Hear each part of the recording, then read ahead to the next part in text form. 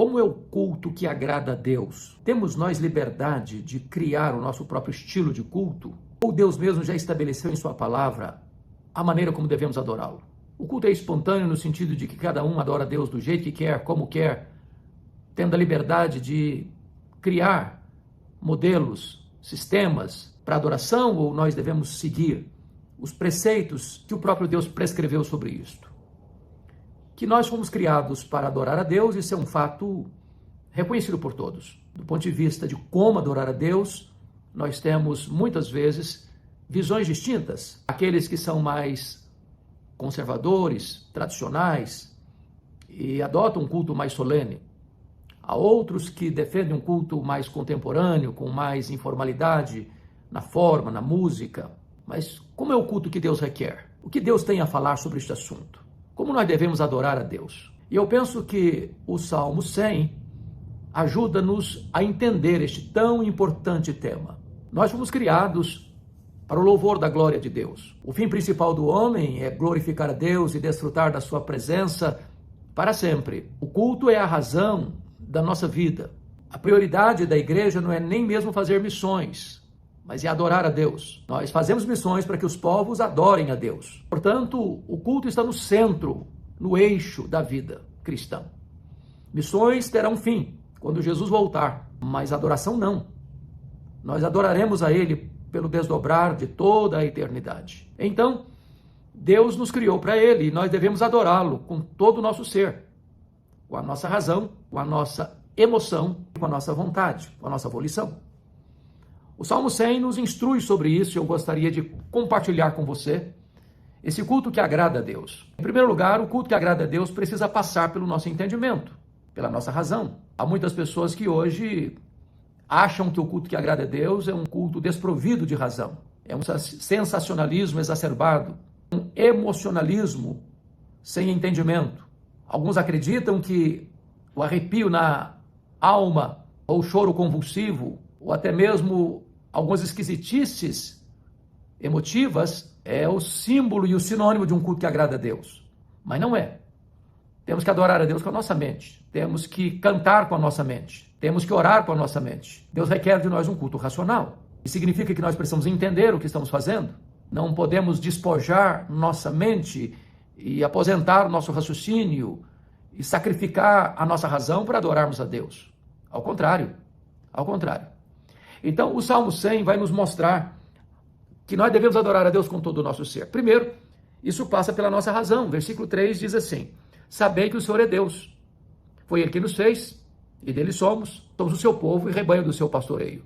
Note que o salmista está dizendo uma palavra importante aqui: sabei. É preciso conhecer, é preciso ter entendimento, é preciso compreensão.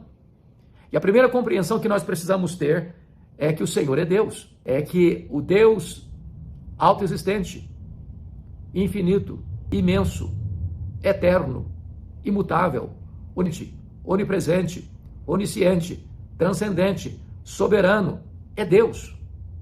Não há outro Deus. Ninguém é como Deus. Ele é único, exclusivo, absoluto. Ele não tem concorrentes. Ele é o único Deus vivo e verdadeiro. Essa é a primeira verdade que nós precisamos pontuar, que não há outros deuses. Nós não nos prostramos diante de um altar politeísta. Nós cremos num único Deus vivo e verdadeiro, que se constitui em três pessoas: o Pai, o Filho e o Espírito Santo. Os três da mesma substância, tendo os mesmos atributos, realizando as mesmas obras. Mas ainda o texto nos diz: saber que o Senhor é Deus, foi Ele quem nos fez. Ele é o Criador. Do nada Ele tudo trouxe à existência. Ele criou todas as coisas pela palavra do seu poder. O mundo não surgiu espontaneamente. O mundo não veio à existência por geração espontânea. O mundo não é resultado de uma mega explosão cósmica. O mundo não é fruto de uma evolução de milhões de anos. O mundo foi criado e criado por Deus. No princípio, criou Deus os céus e a terra. O universo foi criado por intermédio de Jesus Cristo. Todas as coisas foram feitas por intermédio dele, sem ele nada do que foi feito se fez. Ele criou todas as coisas visíveis e invisíveis. Então nós não podemos ser adoradores e ao mesmo tempo evolucionistas, porque pressupõe que aquele que adora compreende que o Deus a quem adora é o Deus Criador, é o Deus que nos fez. Mais do que isso, nós adoramos o Deus que é Redentor, porque o texto prossegue e diz: e dele somos rebanho do seu pastoreio. E significa que Ele nos salvou, que Ele nos comprou com o sangue de Jesus, que nós fomos escolhidos por Ele antes da fundação do mundo, que nós fomos chamados com santa vocação, que nós fomos justificados pela fé, que nós fomos remidos pelo sangue de Cristo, que nós agora pertencemos à família de Deus, somos propriedade exclusiva de Deus. Agora nós fazemos parte da família de Deus, da igreja do Deus vivo, nós somos ovelhas do seu pastoreio. Não há possibilidade de adoração, tem a compreensão dessas verdades, do Deus que é autoexistente, do Deus que é criador, do Deus que é redentor, o Deus da nossa salvação. Precisamos nos aproximar dele com esse entendimento, com essa compreensão. Do contrário, não tem adoração. Não é algo místico, sincrético. Nós não nos prostramos diante de muitos altares, de muitos deuses, de muitos ídolos. Nós não temos muitos a quem recorrer. Só há um Deus vivo e verdadeiro e a ele que devemos adorar com todo o entendimento, com toda a luz da nossa razão. Então esse é o primeiro ponto que o salmista destaca do culto verdadeiro. Mas o culto verdadeiro não tem apenas razão, passa também pela emoção. E os versos 1 e 2 do Salmo 100 nos diz assim: celebrai com júbilo ao Senhor todas as terras, servi ao Senhor com alegria, apresentai-vos diante dele com cânticos. Veja você que o culto não é, por ser racional, um culto lúgubre, fúnebre, triste. Ao contrário, deve ser alegre, festivo, entusiasmante, vibrante. Apresentai-vos ou celebrai com júbilo ao Senhor. Precisamos demonstrar nossa alegria, alegria de conhecermos e sermos conhecidos, alegria de sermos amados e amá-lo, alegria de saber que vivemos num mundo que foi planejado por Ele, criado por Ele, protegido por Ele, guardado por Ele, sustentado por Ele. Devemos nos apresentar com júbilo porque Ele nos amou com amor eterno, Ele nos atraiu para Ele com cordas de amor, Ele nos chamou com santa vocação, Ele nos remiu com o sangue do Cordeiro. Devemos nos apresentar com todo júbilo, porque agora fomos alcançados por sua graça e pertencemos ao seu reino, à sua família, à sua igreja, somos ovelhas do seu pastoreio. Isso traz a nós uma alegria indizível e cheia de glória. Mas o texto diz que deve celebrar ao Senhor com júbilo todas as terras, ou seja, o Senhor comprou com o sangue do seu Filho aqueles que procedem de toda tribo, raça, povo, língua e nação. Portanto, os adoradores vêm de todas as etnias da terra, de todas as culturas, de todos os idiomas, de todos os dialetos, de todas as raças, de todas as tribos, de todos os povos. Em outras palavras, é um louvor universal, que procede de todas as nações, todas as terras. O Senhor tem os seus escolhidos, o Senhor tem o seu remanescente fiel de todos os cantos da terra. E esse júbilo precisa brotar aqui, ali, além fronteiras. É por isso que fazemos missões, para que os povos adorem ao Senhor. No versículo 2, o salmista reforça essa ideia assim: servir ao Senhor com alegria. Servir a Deus, cultuar a Deus, fazer a obra de Deus, não pode ser um peso. Não devemos fazer a obra de Deus gemendo, reclamando, murmurando, insatisfeitos. Não, mas com alegria. Servir ao Senhor com alegria. Ao apresentar-nos diante dele, devemos fazer isso com cânticos. Apresentai-vos diante dele com cântico, com celebração, com hinos de vitória, com gratidão, com entusiasmo. Portanto, o Senhor é digno de receber toda a honra, toda a glória e todo o louvor. Por isso que Apocalipse capítulo 4 e capítulo 5, no oratório da criação e no oratório da redenção, estão ao redor do trono, adorando a Deus, adorando ao Cordeiro, os anjos, os serafins, a igreja glorificada. Este momento de adoração, de louvor, chega a ponto de todo ser que existe no céu, na terra e debaixo da terra, nos mares e tudo que neles existem, estão adorando aquele que está no trono e ao Cordeiro, dizendo: aquele que está no trono e ao Cordeiro seja a honra, a glória e o louvor pelos séculos dos séculos. Amém. Então, esta alegria, este entusiasmo, esta vibração, essas emoções puras e santas, resultados de uma plena compreensão da verdade, deve levar-nos à adoração ao único Deus vivo e verdadeiro. Mas notem mais que o culto verdadeiro passa pelo seu entendimento, passa pela sua emoção. Nós somos um ser racional e nós somos um ser emocional. Aqueles que se extremam querendo apenas um culto racional e eliminando as emoções não estão fazendo o que Deus quer. Aqueles que querem um culto apenas sensório, apenas sentir, desprovidos da razão, não estão adorando a Deus como Deus quer. É necessário que você use a sua razão e a sua emoção. O salmista vai além. Vai mostrar que nós devemos adorar a Deus também com a nossa vontade, com a nossa volição, porque nós somos um ser racional, nós somos um ser emocional e nós somos um ser volitivo. E então no verso de número 4, o salmista diz assim: entrai por suas portas com ações de graças, nos seus átrios com hinos de louvor, rendei-lhe graças e bendizei-lhe o nome. Chama a sua atenção para esse verbo entrai.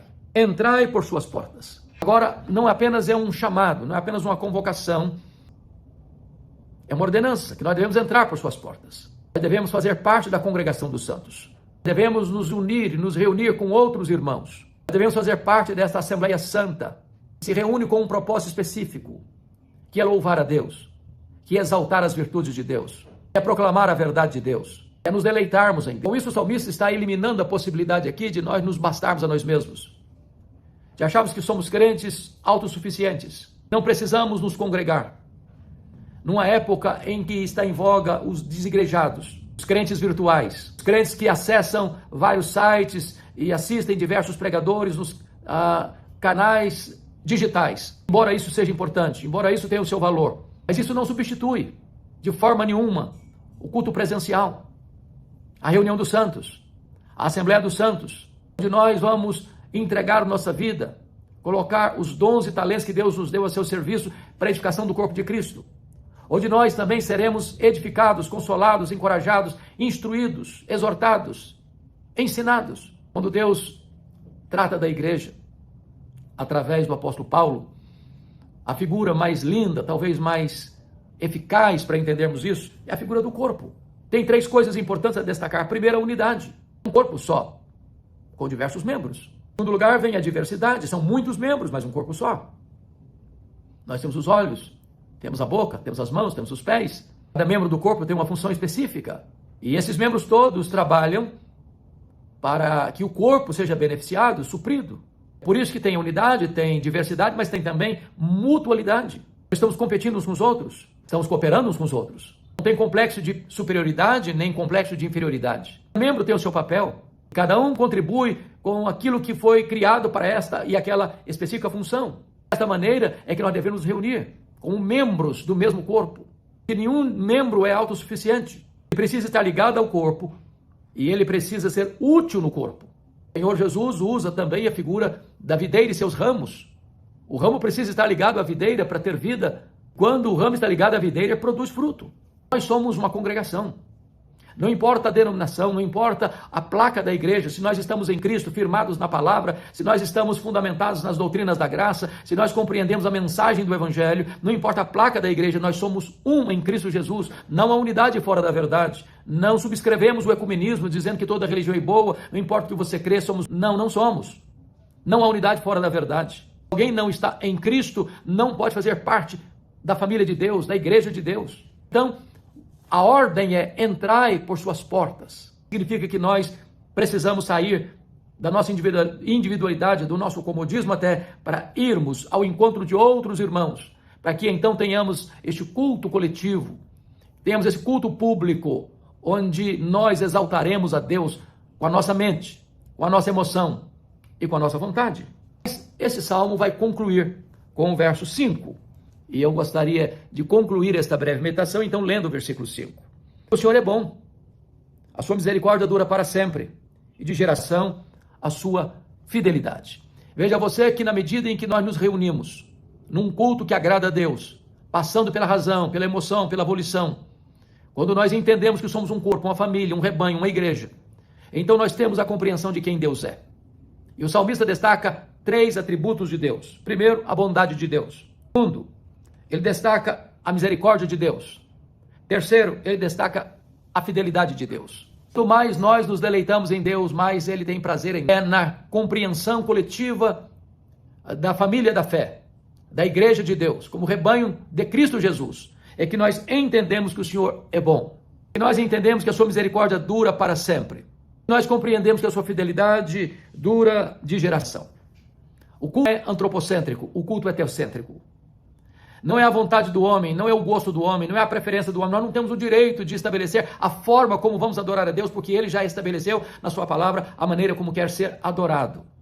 Então este é o culto que agrada a Deus. é o culto que está centrado em Deus.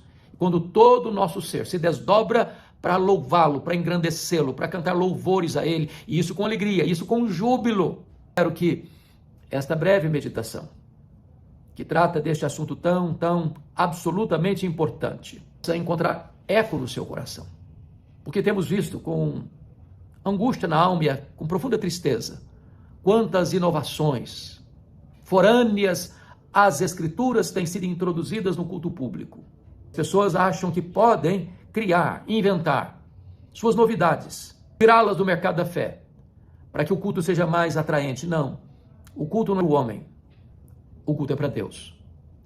O culto não é antropocêntrico, ele é teocêntrico.